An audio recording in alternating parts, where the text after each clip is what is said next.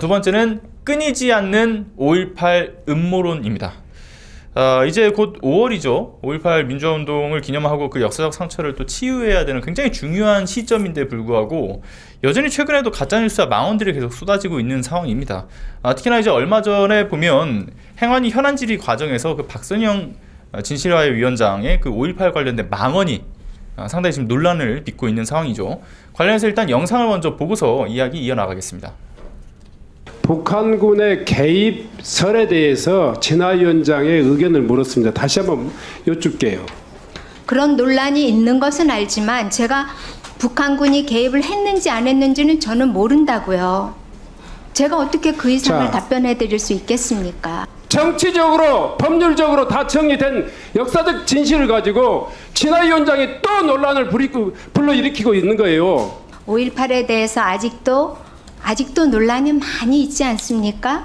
그 부분에 대해서 북한군의 개입설 그 문제에 대해서 이야기하는 거예요. 다시 묻겠습니다. 북한군의 개입설이 역사적 진실이 아니다. 이렇게 답변하세요. 그렇게 인정하십니까? 못 하십니까? 답변을 강요하시면 안 되고요. 저는 진화의 위원장이기 때문에 그래요. 아니, 논란이 있다는 건 알지만 제가 그 사실에 대해서는 모른다고요. 우리 이진숙 방송통신위원장이 현안 질의할 때 답변하는 거랑 좀 유사하네요. 그렇죠. 그러니까 모른다. 그러면 또 강요하면 안 된다. 요 패턴이 비슷해요. 맞습니다. 정말 저는 기본도 안 되는 사람이 진실화해 위원장이라는 게 너무 진짜 열불이 나거든요. 사실은 북한군이 개입됐다는 말을 믿는 거죠. 그죠? 그러고 개입 여부를 모른다. 논란이 많다. 얘기는 그 역사적으로 그 입증된 것을 인정하지 못한다는 또 다른 표현으로 볼 수밖에 없습니다. 그래서 결국은 이제 우리가 이걸 지속적으로 문제를 삼고 있는, 그러니까 뭐 예를 들어 북한군이 개입됐다라고 이제 언론 지면을 통해서 지금 보도되고 있는 내용들을 이분들은 믿고 있는 거죠. 그렇게 봐야 되죠. 지금 영상을 보는 내내 느껴졌지만, 그래서 내가 뭘 잘못했는데? 라는 게 이게 뻔뻔함이 아니라 저걸 맹신하고 있어서 생기는 거죠, 일이거든요. 그러니까 저분들은 항상 논란이라는 표현을 쓰잖아요. 논란이 있다. 무슨 논란이 있다는 거예요? 그러니까 우리나라에서도 우리나라가 친일이 좋다고 얘기하는 사람들 많죠. 그렇게 따지면은 몇 명 있는 거죠. 왜냐면 우리나라가 전체 5천만 국민 중에서 0.1%만 그렇게 대답을 해도 독도는 우리 땅이 아니라고 대답하는 사람들의 비율을 보면 1%, 2% 나옵니다. 그러면 전체 숫자로 보면 굉장히 많은 숫자잖아요. 그렇다 한들 그게 논란이 있습니까? 논란이라고 볼 수가 없는 사실이거든요. 게다가 이거는 5.18 특별법을 만들면서 명백하게 법률상으로도 정리가 끝난 사항입니다. 근데 이런 사항에 대해서 논란이라고 얘기하는 것 자체가 이거를 인정을 안 하겠다라는 거를. 그렇죠. 5.18은 북한군이 개입됐다라고 주장한 사람들의 얘기를 믿는 거다라고 보는 거고요. 그리고 말씀대로 진실과 화해 위원장으로서 자격이 없는 거고 이분이 임명될 당시에 대통령은 계엄을 선포하고 그리고 국회와 시민들의 힘으로 계엄이 해지되어 있는 그 시간에 임명이 된 거잖아요. 논란이 지금 그야말로 그건 논란인데 보훈 인사 얘기도 있고 알박기 인사 얘기도 있고 무엇보다도 진실 화해를 바라지 않는 사람 내지는 진실 화해에 역행하는 사람이 지금 위원장으로 꿰차고 앉아가지고 5.18을 모독하고 강주의 영령들의 그 억울한 죽음을 훼손하는 일을 지금 하고 있는 거죠. 맞습니다. 그러니까 어찌 보면 그 진실화해위원회 소속의 직원들이 더 화가 나지 않을까 싶어요. 자신들의 어떤 이 열의를 갖고 하는 이 진실화해의 어떤 여러 일련의 과정들을 다 부정당하는 느낌을 받을 거라고 생각이 들거든요. 그래서 아니어도 그 박선영 위원장의 사퇴를 요구하면서 또 실명, 상명을 또 지금 해 나가고 있다. 이런 소식도 좀 들려왔습니다, 위원장님. 네, 그렇습니다. 지금 전국 공무원 노조 진실화해 지부에서 극우 유튜브 소진의 망언을 강력히 규탄하고 자리에서 물러나야 된다라는 성명서를 냈고 진화의 1, 2기 전체를 통틀어서 직원들이 위원장 사퇴를 요구하는 것은 이번이 처음 있는 일이다는 내용입니다. 아까 저희 지금 이제 진실과 화해위원회뿐만 아니라 물론 뭐 일신상의 이유로 그만둔 방송통신심의위원회도 마찬가지로 직원들이 여러 차례 성명서도 내고 MZ 세대들이 직장 생활을 하다가 도저히 이런 일을 못 갈 수 없다. 청구 민원하고 그다음에 방송통신심의위원회가 독립기구로서 제 역할을 해야 되는데 그런 걸 못한 것을 가지고 성명서 뭐 이제 또 부분적인 파업도 하고 그랬는데 네네. 이렇게 사실은 위원회의 직원들이 그 위원장 물러나라라는 성명서를 내는 게 그렇게 쉬운 건 아니에요. 네, 근데 그렇죠. 오죽하면 이렇게 성명서를 낼까 싶기도 하고 정말 안타깝지만 어쨌든 내부적으로 이렇게 싸움을 해줘야지만 위원장이 좀 정신을 차릴 것 같습니다. 네. 맞습니다. 그래서 이 내부 직원들의 용기 있는 결단에도 네, 좀 응원하고 응원합니다. 감사한다는 네, 말씀드리고 네. 싶고요. 그리고 이제 이 진실화위원장 관련된 이야기를 들으면서 이제 채팅창에도 올라오는 걸 보면 참 한심하고 어이없는 일이다라는 말씀도 주시기도 했고요. 머리 아프고 골치 아프다. 아마 대다수가 다 동일하게 네, 느끼시는 네. 것 같습니다.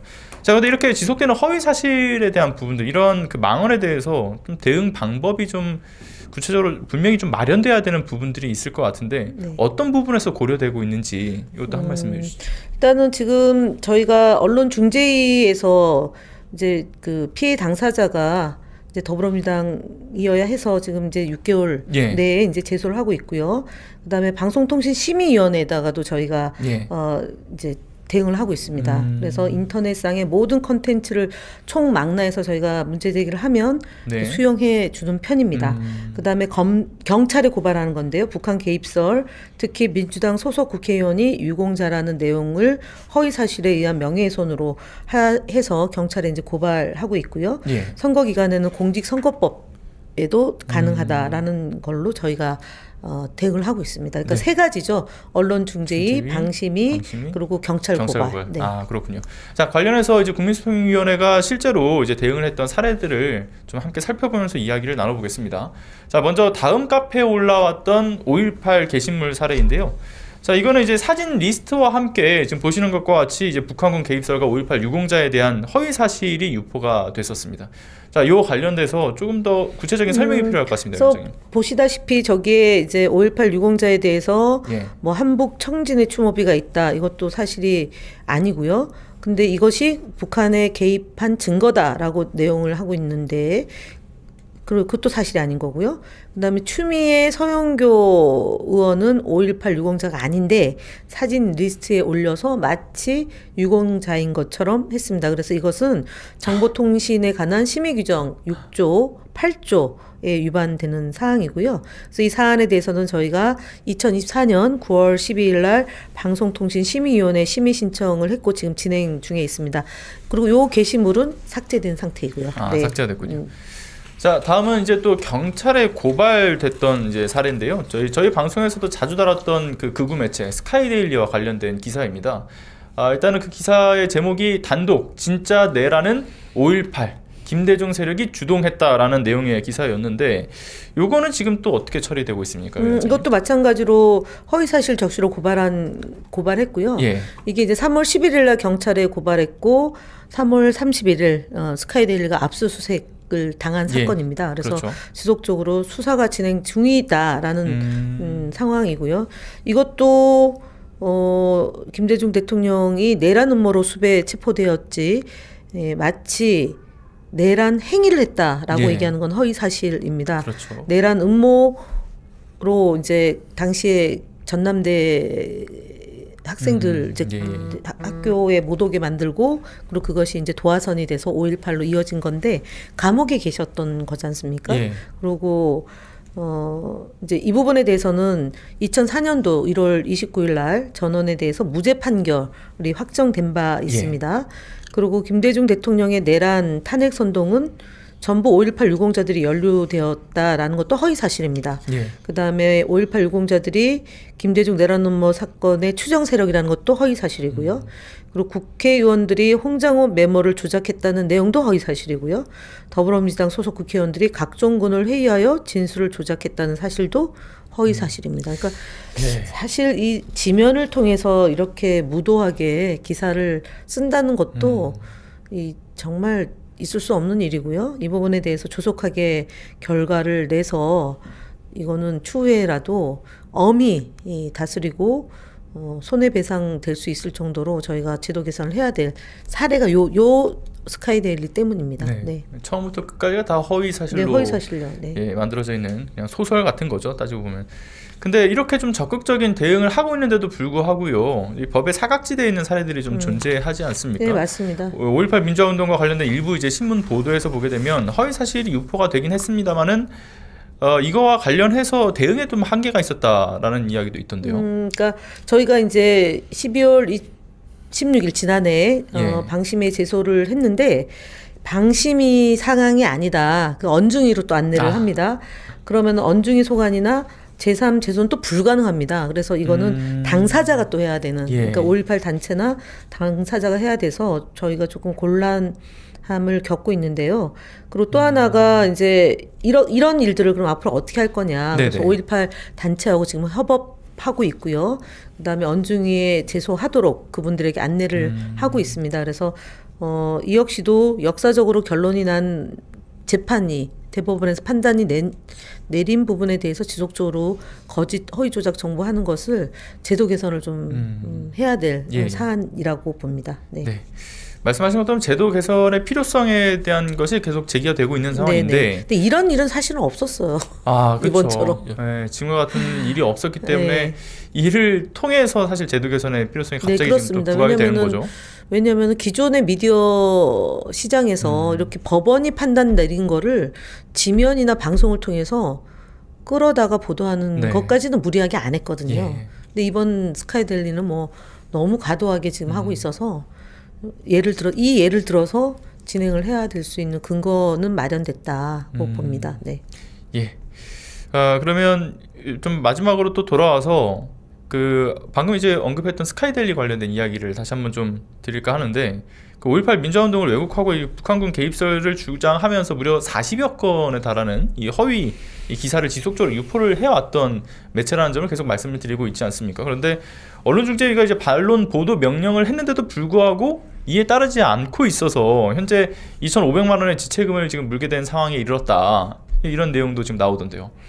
네, 그렇습니다. 이게 지금 이게 예를 들어 하루에 60만 원 형사보상 내야 되는데 안 내고 있는 거죠.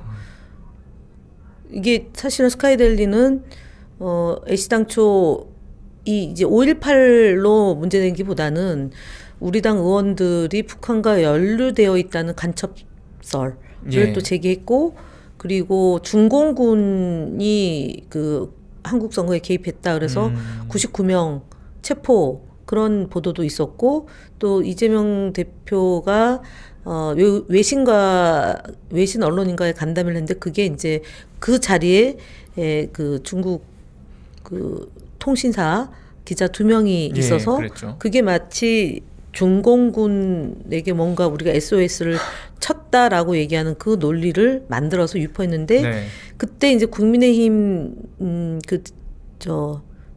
미디어위원회에서 성명서를 냈고, 그런 일들이 계속 켜켜이 쌓여가지고 저희가 이제 스카이데일리를 예의주시하게 된 건데, 느닷없이 이제 서부지법 폭동 이후에 이 문제가 훨씬 더 강화되고 불거지고 있는 거라서 저희가 했는데 이렇게 돈을 안 내고 있는 상황인 거죠. 그러면은 이제 후속 조치를 이제 변호사님 이런 경우는 또 어떻게 일단은 아까 하루 60만 원인데 50만 원이고요. 50만 원이니까. 그리고 일단 이런 불법적인 행위들을 계속하는 이유가 뭐냐? 돈벌이가 되기 때문이거든요. 벌금을 내는 것보다도 더 많은 수익을 얻어 들으니까 이런 행위를 계속 하고 있는 것입니다. 그래서 지금은 기존에도 계속 국회에서 말이 나왔지만 징벌적 손해배상 제도를 빠르게 도입해야 될 시점이 이제 되지 않았나. 그래서 한 번이라도 명백히 허위 사실을 유포한 경우에는 천문학적인 금액의 손해배상을 물리고 그 다음에 형사처벌도 굉장히 강력하게 해서 그냥 언론계에서 한 번에 퇴출시켜야 됩니다.